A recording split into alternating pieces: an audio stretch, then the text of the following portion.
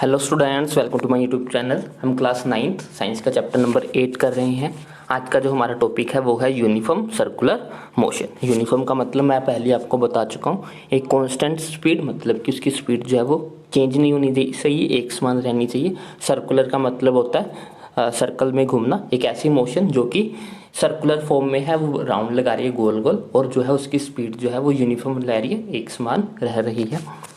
When the velocity of an object change, we say that the object is accelerating। हमें पता है कि जब भी किसी ऑब्जेक्ट की वेलोसिटी चेंज होती है तब हम कहते हैं कि ऑब्जेक्ट जो है वो एक्सेलरेशन में है, क्योंकि एक्सेलरेशन क्या होती है? Acceleration rate of change of velocity है। जब भी वेलोसिटी चेंज होगी तो हम कहेंगे कि हमारा जो ऑब्जेक्ट है वो एक्सेलरेशन कर रहा है। The change in the velocity could be due to the change in its magnitude और द डायरेक्शन ऑफ मोशन और द बोथ। और जो वेलोसिटी होती है वो कैसे चेंज हो सकती है? वेलोसिटी चेंज होने के कुछ कारण होते हैं। पहला कारण तो यही हो सकता है कि हम उस स्पीड को कम या ज़्यादा कर रहे हैं, जिसके कारण हमारी वेलोसिटी जो है वो कम या ज़्यादा होती है। सेकंड कारण ये हो सकता है कि जब हम डायरेक्शन को चेंज करते हैं, जब भी हम मोशन कर रहे हैं और हमें डायरेक्शन चेंज करना है, हमें मुड़ना है, तो हमें अपनी स्पीड को कम करना पड़ता है। तो जैसे ही हम किसी भी डायरेक्शन को चेंज करते हैं तो डायरेक्शन चेंज करने के लिए हमें ऑटोमेटिकली जो है वो अपनी स्पीड को कम करना पड़ता है। हम सेम स्पीड पे जो है वो डायरेक्शन चेंज नहीं कर सकते, हम टर्न नहीं ले सकते। जब भी हमें मुड़ना होता है तो हमें अपनी स्पीड को जो है वो कम करना पड़ता है, अपनी स्पीड को चेंज करना पड़ता है। तो वेलोसिटी में चेंज जो है वो किन कारणों के कारण आता है? या तो मैग्नीट्यूड के कारण, या डायरेक्शन के कारण, या फिर मैग्नीट्यूड और डायरेक्शन। जैसा कि मैंने आपको टर्न पे बताया, जब हमें मुड़ना है तो हमें डायरेक्शन भी चेंज करनी है और साथ ही साथ हमें उसकी स्पीड को भी कम करना पड़ेगा। तो हम वहाँ पे डायरेक्शन भी काम कर रहे हैं और वहाँ पे मैग्नीट्यूड भी जो है वो काम कर रहा है। Can you think of an example when an object does not change its magnitude of the velocity but only its direction? क्या आप ऐसा एग्जाम्पल दे सकते हो कि जिसमें कोई ऑब्जेक्ट जो है वो अपनी मैग्नीट्यूड को ना चेंज करे, सिर्फ डायरेक्शन को ही चेंज करे, अपनी डायरेक्शन को चेंज करे वो, लेकिन मैग्नीट्यूड को चेंज ना करे? ये कब होगा? ये तब होगा जब जो हमारे मोशन होगा वो ऑलमोस्ट सर्कुलर फॉर्म में होगा। बिल्कुल सर्कल के केस में जो है वो मोड जितना ज़्यादा जो है वो कम होगा, जितना ज़्यादा शार्प मोड होगा उतना ज़्यादा जो है हमें अपनी स्पीड को कम करना पड़ेगा। जैसे कि स्क्वायर के केस में, अगर हम स्क्वायर पे आए की केस की बात करें तो जैसे ही मैं बी पॉइंट पे पहुंचूंगा, जैसे मुझे ए पॉइंट से चलना शुरू किया, जैसे ही मैं बी पॉइंट पे पहुंचा तो बी पॉइंट पे आके एकदम से मुड़ना है मुझे, और जिसके लिए मुझे स्पीड जो है वो काफ़ी ज़्यादा स्लो करनी पड़ेगी, स्पीड को कम करना पड़ेगा, जिसके कारण मैं मुड़ पाऊंगा। और जब मेरा बी केस होगा, जब मेरा हेक्सागोनल केस होगा, तो इस केस में मुझे स्पीड को उतना ज़्यादा कम नहीं करना पड़ेगा, क्योंकि टर्न जो है वो इतना ज़्यादा शार्प नहीं है। और सी वाले केस में, इस केस में जो है वो टर्न और भी कम शार्प हो गया, तो इसमें मुझे स्पीड जो है वो और भी ज़्यादा कम किए बिना जो है वो स्पीड को मुझे ज़्यादा चेंज नहीं करना पड़ेगा। लेकिन सर्कल के केस में अगर मैं स्पीड नहीं भी कम करूँगा तो भी जो है वो मैं मुड़ पाऊँगा आसानी से, क्योंकि मेरा टर्न जो है वो इतना शार्प नहीं है। तो इसका एग्जाम्पल यही होगा कि जिस सर्कुलर मोशन के केस में हम अपने मैग्नीट्यूड को चेंज किए बिना सिर्फ डायरेक्शन को चेंज कर सकते हैं।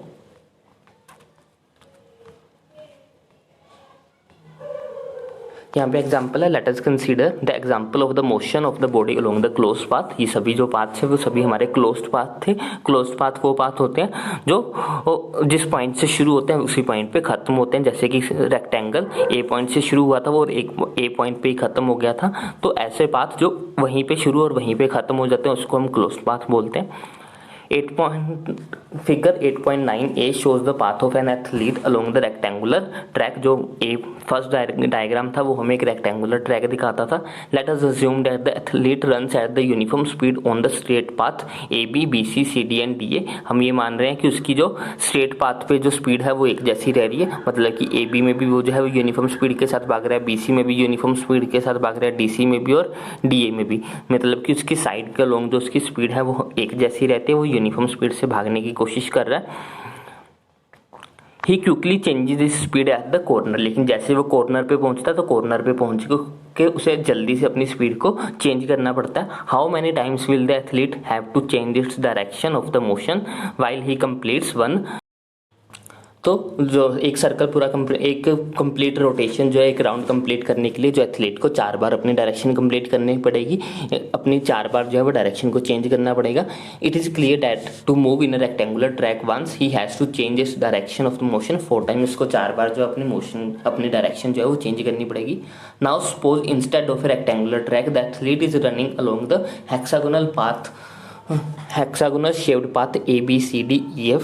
इसमें जो है वो हेक्सागोनल ये वाले इस पाथ में जो है वो घूम रहा है, इस वाले पाथ में। तो इसमें जो है वो उसको डायरेक्शन जो है वो ज़्यादा बार चेंज करनी पड़ेगी, क्योंकि इसमें जो है वो ज़्यादा टर्न्स आएंगे उसके। It is observe that in this situation the athlete have to change his direction 6 times while he completes 1 round। तो इसमें जो है उसको 6 बार अपनी डायरेक्शन जो है वो चेंज करनी पड़ेगी। What if the track was not hexagonal but the regular octagon। अगर जो हमारा पाथ है वो octagon होगा तो उसको 8 बार जो है वो अपनी साइड को चेंज करना पड़ेगा। It is observed that as the number of sides of the track increases the athlete have to take turns more and more often।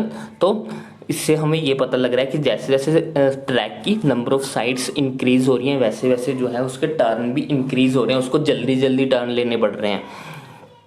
What would happen to the shape of the track as we go on increasing the number of the side indefinitely। अगर हम किसी track की number of sides को जो है वो increase करते जाएं, अगर हम किसी क्लोज पाथ की नंबर ऑफ साइड्स को इंक्रीज करते जाएं, तो एक टाइम ऐसा आएगा कि हमारे पास सर्कल की शेप आ जाएगी।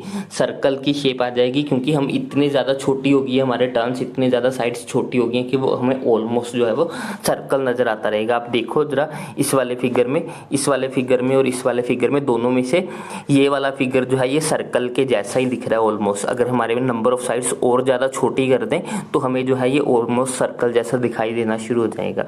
तो जब हम नंबर ऑफ साइड्स को बढ़ाते हैं, किसी भी क्लोज फिगर में नंबर ऑफ साइड्स को इंक्रीज करते हैं, तो वो जो है वो सर्कुलर फॉर्म की शेप जो है वो गेन करना शुरू कर देता है। If you do this, you will notice that the shape of the track approaches to the shape of the circle and the length of each side will decrease to a point। तो हम ऐसा करने पे हम देखेंगे कि जो track की शेप होगी वो एक सर्कल जैसी हो जाएगी, और जो उसकी हर लेंथ होगी, हर साइड की जो लेंथ होगी वो बहुत ही छोटी हो जाएगी, वो एक पॉइंट जैसी हो जाएगी। If the athlete move with the velocity of constant magnitude along the circular path the only change in its velocity is due to the change in the direction of motion. तो जब athlete एक circular path पे घूमता है तो जो उसकी जो वेलोसिटी में चेंज होता है वो ड्यू टू द ओनली जो है वो डायरेक्शन ऑफ मोशन के कारण होता है, क्योंकि वो बार बार डायरेक्शन ऑफ मोशन चेंज कर रहा है, जिसके कारण जो है वो उसकी वेलोसिटी में चेंज होता है। The motion of an athlete moving along a circular path is therefore is an example of an accelerated motion. तो इसलिए हम जो है वो सर्कुलर मोशन की पाथ को जो है एक एग्जांपल कह सकते हैं कि वो एक्सीलरेटेड मोशन है, क्योंकि उसकी वेलोसिटी चेंज हो रही है बार बार। क्यों चेंज हो रही है? क्योंकि वो बार बार टर्न ले रहा है। As we know that the circumference of the circle of radius r is given by the 2 pi r। जैसा कि हमें पता है कि अगर हमें सर्कल का सर्कमफ्रेंस निकालना होता है तो उसका फॉर्मूला हमारे पास होता है 2 pi r। If the athlete takes t second to go once around the circular path of radius r, the velocity is given by। अगर एथलीट जो है वो t सेकंड के अंदर एक राउंड जो है वो पूरा कंप्लीट कर लेता है सर्कल का, मतलब कि सर्कल का एक राउंड कंप्लीट करने में वो t सेकंड लेता है, तो उसकी वेलोसिटी हम फाइंड आउट कर सकते हैं। वेलोसिटी का फॉर्मूला हमें पता है कि क्या होता है, velocity is equal to distance divided by time होता है। डिस्टेंस क्या होगा उसका, ये वाली चीज़, ये वाला डिस्टेंस उसने कवर किया होगा, और ये चीज़ क्या है, ये है circumference of the circle which is equal to 2 pi R. तो ये हो जाएगा डिस्टेंस, उसको कवर करने के लिए उसने कितना टाइम लिया, उसने टाइम लिया टी टाइम। तो हमारे पास वेलोसिटी हो जाएगी 2 pi are divided by time, जो कि हमें यहाँ पे फॉर्मूला गिवन भी है। When an object moves in a circular path with uniform speed it's motion is called the uniform circular motion, और इस मोशन को हम यूनिफॉर्म सर्कुलर मोशन कहते हैं। यहाँ पे एक एक्टिविटी है, take a piece of thread and tie a small piece of stone at one of its end, move the stone to describe the circular path with constant speed by holding the thread at the other hand as shown in the figure। हमें क्या करना है, एक धागे के साथ पत्थर को बांध कर उसको गोल गोल जो है वो घुमाना शुरू कर देना है, जैसे कि पिक्चर में दिखाया गया। Now let the stone go bye releasing the thread. अगर हम उसको छोड़ दें स्टोन को, छोड़ दे धागे को छोड़ के। Can you tell the direction in which the stone moves after it is release, क्या आप डायरेक्शन बता सकते हो कि वो किस डायरेक्शन में जाएगा छूटने के बाद।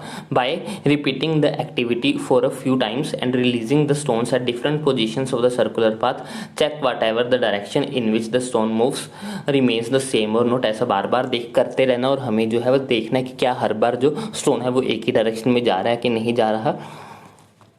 If you carefully note, on being released, the stone moves along the straight line tangentially to the circular path। अगर हम ध्यान से देखते हैं तो हमें ये पता लगता है कि छूटने के बाद जैसे हम पत्थर को रिलीज करेंगे तो वो एक स्ट्रेट लाइन को जो है वो फॉलो करता है, जो कि सर्कल पाथ के टेंजेंट पे होती है। जैसे कि अगर ये यहाँ से इस पोजीशन पे छूटा है तो ये ऐसे इस डायरेक्शन में जाएगा, अगर वो इस यहाँ से छूटा होगा तो वो इस डायरेक्शन में जाएगा, अगर वो यहाँ से छूटा होगा तो वो इस डायरेक्शन में जाएगा। तो वो टेंजेंट बनाती हुई, और टेंजेंट होती है सर्कल को टच करती हुई सीधी लाइन, सर्कल को टच करती हुई सीधी लाइन बनेगी, उसके अलोंग जो है वो पाथ को फॉलो करेगा छूटने के बाद। This is because once the stone is released, it continue to move along the direction as it has। ऐसा इसलिए होता है क्योंकि पत्थर छूटने के बाद वो उसी डायरेक्शन में जाता है जिस डायरेक्शन में वो जा रहा होता है। उस टाइम पे वो जिस डायरेक्शन पे जा रहा होता है उसी डायरेक्शन में वो मूव करता है, इसलिए वो स्ट्रेट लाइन में सीधा जो है वो टेंजेंट बनाते हुए निकल जाता है। This shows that the direction of motion change at every point when the stone was moving along the circular path, जिससे हमें ये पता लगेगा कि पत्थर जो है वो सर्कुलर पाथ में घूमते हुए हर पॉइंट पे अपनी डायरेक्शन को चेंज कर रहा था।